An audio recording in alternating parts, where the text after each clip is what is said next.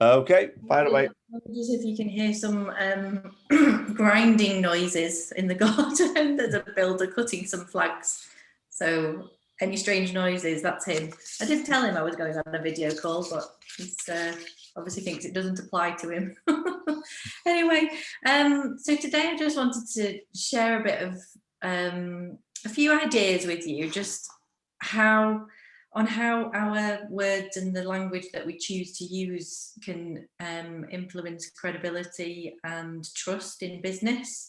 So just really wanted to give you some food for thought and things to think about when you're communicating with clients, with customers, with fellow networkers, if you like.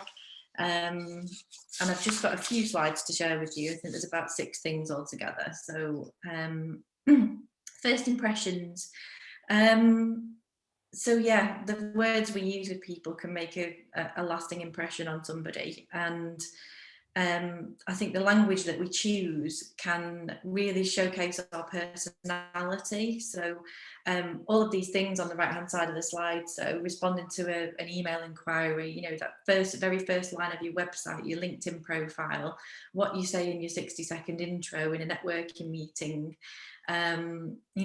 starting a presentation today, opening a conversation with someone, the language and the words that you choose can influence what that person thinks about you. So I would always say just think very, very carefully. I'm a firm believer in personalizing the language that you use. So I find that when people use my first name, for example, in a conversation, or they ask me something personal in an email that they've remembered from a conversation we've had, that really makes a difference and it makes them stand out from the crowd.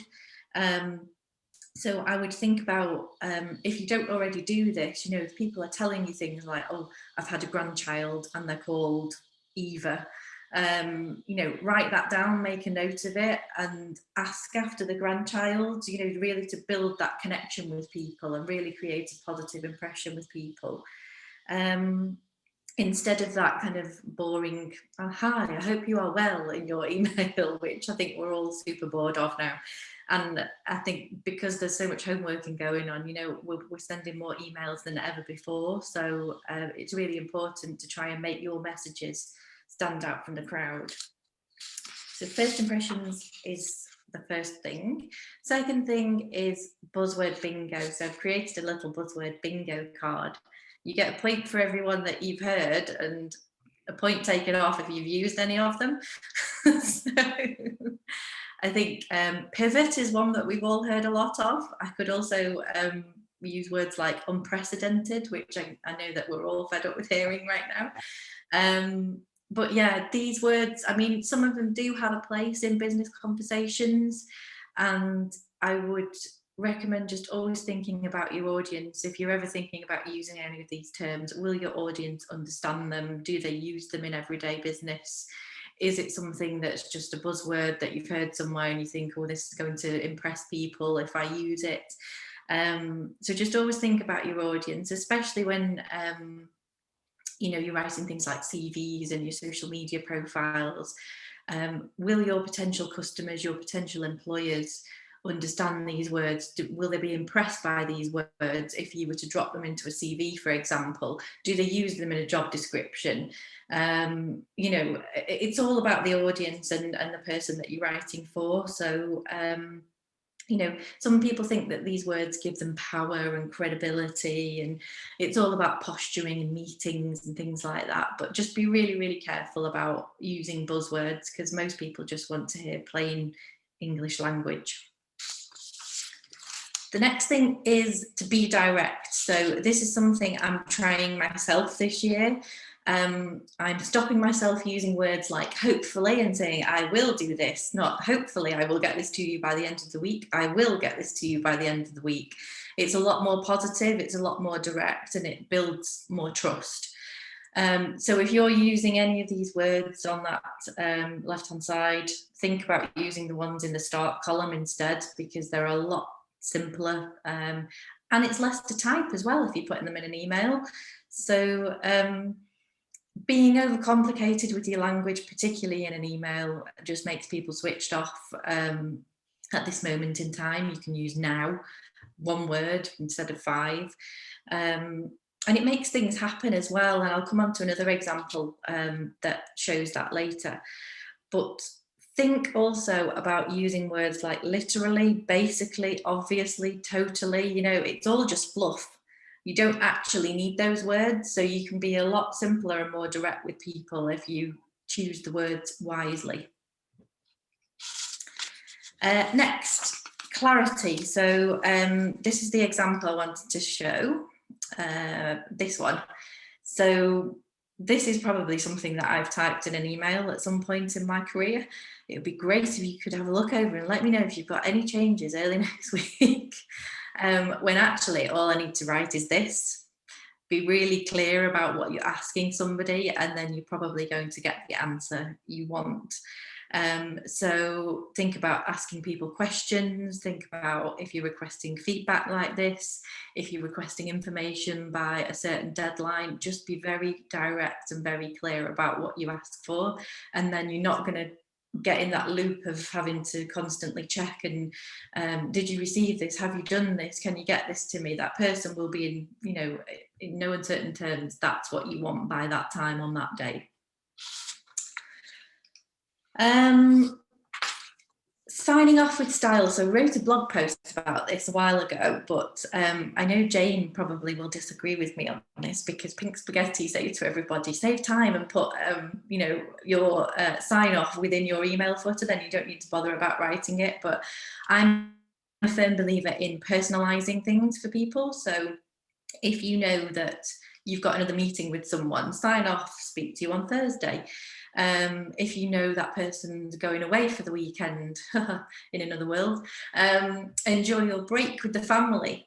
How about look forward to meeting with you next week, or hope your presentation goes well. So somebody might have said that to me yesterday.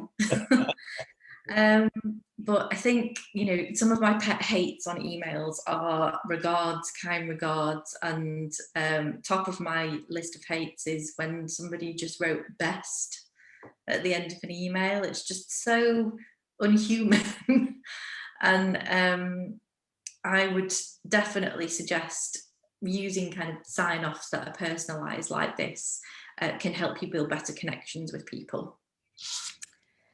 And my final point, and I think positivity is something that we all need a lot more of right now. So we're all dealing with our personal issues, our personal battles in lockdown, and everybody's got something going on in their lives. So let's try not to moan too much about it.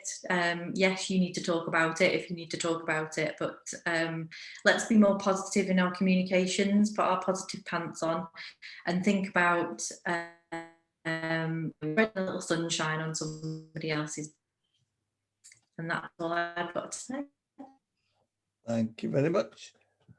Any questions from anybody? Yeah, I've got one. Okay? Yeah. Hi, Lucy. You know the point about how you end an email, I thought that was really quite good. But obviously when I worked for Babcock, they were a very, very corporate company, and everyone signed their emails with regards or kind regards, something like that. So you sort of feel, because you're working for that company, you had to go with the flow. So if you'd have said to your direct boss and signed off in a different way than regards to your basic everyday emails, I don't think it would have worked. So do you feel that the words you were saying are more akin to when you're building new networks rather than when you're in a company and working through the daily constant level of emails? I think in a lot of corporate businesses, especially big businesses, there are corporate writing guidelines that you have to adhere to. And, you know, I've had that in previous jobs. So obviously you need to toe the line when it comes to that. But yeah, if you've got the flexibility, change it up, see how it works. He's not being rude, he's just had a phone call from the doctor.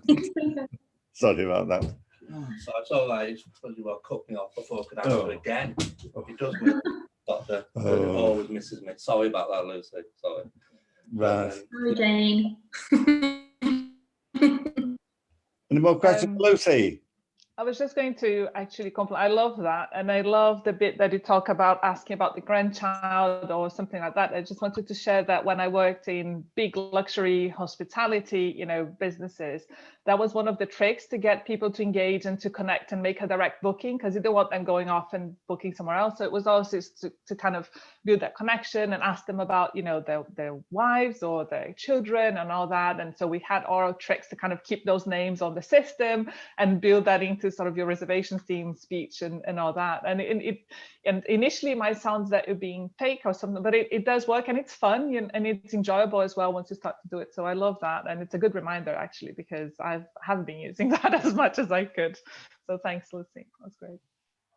Any The other more? thing- Yeah, I think the other I thing. just wanted. Oh, go on, Chris. Sorry, just to reiterate, if you write sign off as mine used to say, kind regards, because it was a template, but I always used to put one of those little lines that you suggested above that. Take care. Hopefully things will work out, whatever it may well be. The one thing I found is it shows that there's a real person behind the keyboard. Whereas if it's just a template, because some of the buzzwords that you use, the job was absolutely full of them. And there was a spoof report of permitting one of these from bingo, you know, like bingo lists, etc. And it was just so pathetic.